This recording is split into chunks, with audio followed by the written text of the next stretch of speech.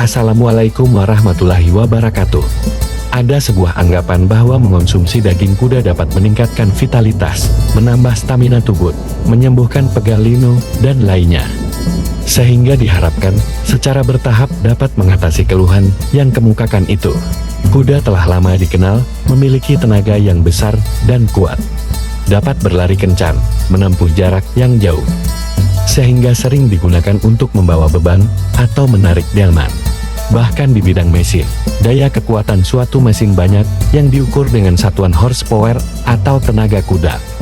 Mengindikasikan kekuatannya, dapat diandalkan. Maka daging kuda itu dianggap dapat memberikan kekuatannya bagi kehidupan orang yang mengkonsumsinya. Melihat fenomena seperti ini, beginilah penjelasan para ulama mengenai hukum halal, apa haramnya mengkonsumsi daging kuda. Pada dasarnya daging kuda itu halal. Termasuk kategori al-bahaim, atau bahimatul an'am, kelompok binatang ternak. Dan dagingnya termasuk makululah, dagingnya boleh dimakan. Meskipun dalam satu riwayat disebutkan, di masa Nabi Muhammad SAW, pernah dilarang memakannya. Secara temporer, bersifat sementara, karena adanya kebutuhan kondisional pada saat itu. Yakni dibutuhkan sebagai bagian dari alat, atau sarana perang. Konteks larangan memakan daging kuda di masa itu, adalah dalam rangka, untuk kebutuhan perang. Dalam kaidah usul fikih disebutkan, ketetapan hukum itu tergantung pada ilatnya, adanya atau tiadanya ilat itu. Sama dengan kondisi sekarang, misalnya di mana pemerintah membuat peraturan, yang melarang menyembelih sapi betina, yang masih produktif.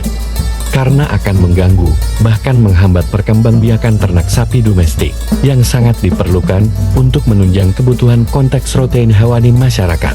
Kalau ada yang melanggarnya, maka dapat dihukum denda, atau malah dihukum penjara. Dalam bahasa, atau kaidah fikih hal itu, termasuk kategori makruh tahrim. Ketentuan hukumnya secara fikih bersifat makruh, tetapi dalam prakteknya terlarang dilakukan. Dalam hadis, yang diriwayatkan dari Jabir bin Abdillah, ia mengatakan, pada penaklukan Khoibar, Rasulullah SAW melarang makan daging keledai jinak, dan beliau membolehkan daging kuda. Hadis riwayat Bukhari nomor 3982, dan Muslim nomor 1941. Dalam hadis lain, yang diriwayatkan dari Jabir bin Abdillah, ia menceritakan, kami pernah bersafar bersama Nabi Shallallahu Alaihi Wasallam, dan kami makan daging kuda, dan minum susunya. Hadis riwayat Ad-Daruqutni, Al-Baihaqi. An-Nawawi mengatakan, sanadnya sahih. Meskipun demikian, menurut pendapat Abu Hanifah, dan dua murid dekatnya, Abu Yusuf, dan Muhammad bin Hasan Asy-Syaibani, daging kuda hukumnya makruh, untuk dimakan. Kalangan ulama Hanafiyah mengatakan bahwa makan daging kuda adalah makruh. Dalam kitab Al-Mawsu'an, Al-Fiqhiyah, Al-Kuwaitiyah disebutkan sebagai berikut. Dan halal dari hewan, adalah makan kuda dan zirafah jerapah. Ulama Hanafiyah berkata, makan kuda adalah makruh, dengan kategori makruh tansi. Makruh tansi itu sendiri, ialah segala sesuatu yang dipahami bersifat terlarang oleh syara namun secara tidak tegas. Hanya dipaham dengan melalui dalil yang masih bersifat syani. Dalam penjelasan lain, makruh tansi itu didefinisikan dengan meninggalkannya lebih baik daripada melakukannya, meskipun tidak ada hukuman dalam melakukannya. Al-Mustafa, 1 tahun 215 sampai tahun 216.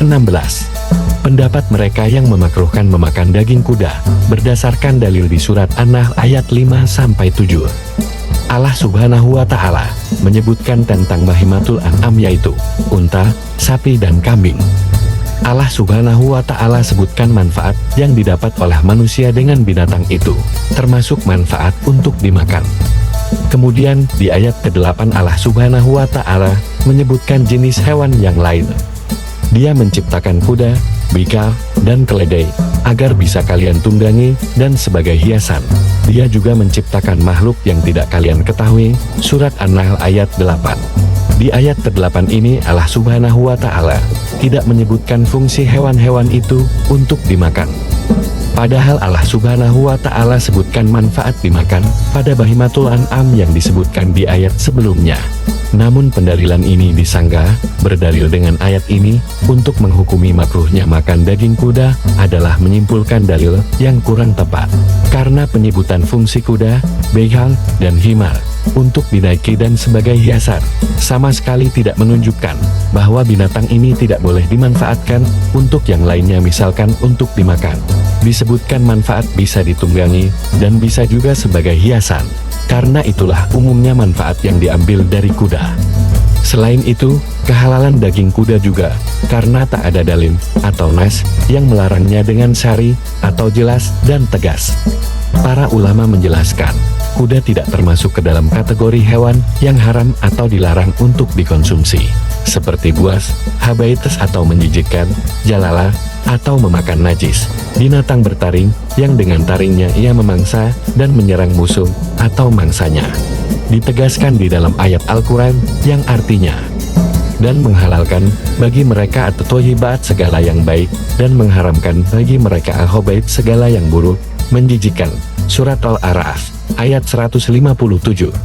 Meskipun demikian, kehalalan daging kuda menurut para ulama yang menghalalkannya tetap harus berdasarkan syarat-syarat yang mutabar seperti harus disembelih secara syar'i dan ketentuan lain yang telah ditetapkan oleh Komisi Fatwa MUI dalam hal penyembelihan hewan sesuai dengan kaidah syariah. Walau alam bisyawab. Wassalamualaikum warahmatullahi wabarakatuh.